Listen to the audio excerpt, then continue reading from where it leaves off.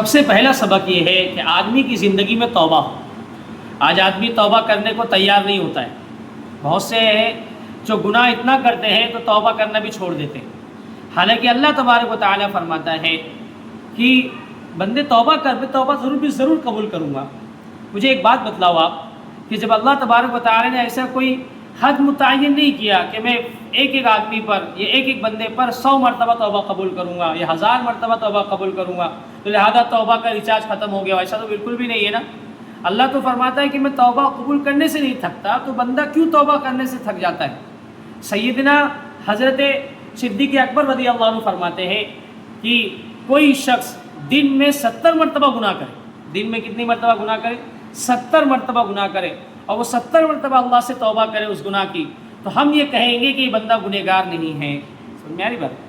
اور ایک حدیث اللہ کے نبی صلی اللہ علیہ وسلم کی ہے کہ اللہ کے نبی نے فرمایا کہ کل بنی آدم خطاؤن، کہ ہر بنی آدم کیا ہے؟ خطا کرنے والا ہے، یعنی جتنی بھی بنی آدم کی اولادیں ہیں، آدم کی اولادیں سب خطا کار ہیں، لیکن آگے فرمایا وخیر الخطائین التوابون، لیکن بہترین گناہ کرنے والا وہ ہے جو توبہ کر لے۔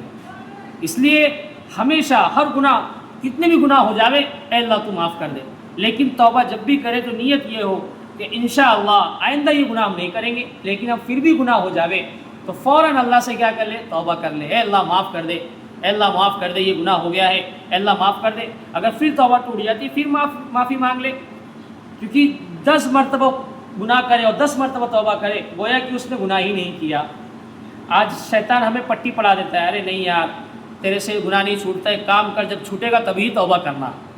یہ آدمی نوجوانوں کا خاص کر اس میں مجمع ہے کہ نوجوان گناہ میں مرتکب ہوتے ہیں تو یہ سمجھتے ہیں کہ بہت گناہ ہو رہے ہیں اب کیا توبہ؟ نہیں، جتنی مرتبہ گناہ ہو اتنی مرتبہ توبہ کرے، جتنی مرتبہ گناہ ہو اتنی مرتبہ توبہ کرے۔ یہ توبہ ایک دن ایسا ہوگا کہ اللہ تبارک و تعالیٰ اس گناہ سے اس کو چھڑا دے گا۔ نہیں تو اگر یہ بھی نہ ہوا تو میدان محشر میں ہم یہ تو کہہ سکیں گے اے اللہ گناہ تو ہوتا تھا لیکن ہم ہار نہیں مانتے تھے، ہم دلدل میں پھنسا رہنا نہیں چاہتے تھے، جیسے گناہ ہوتا تھا ویسے اللہ تبارک و تعالیٰ ہم توبہ کر لیتے تھے۔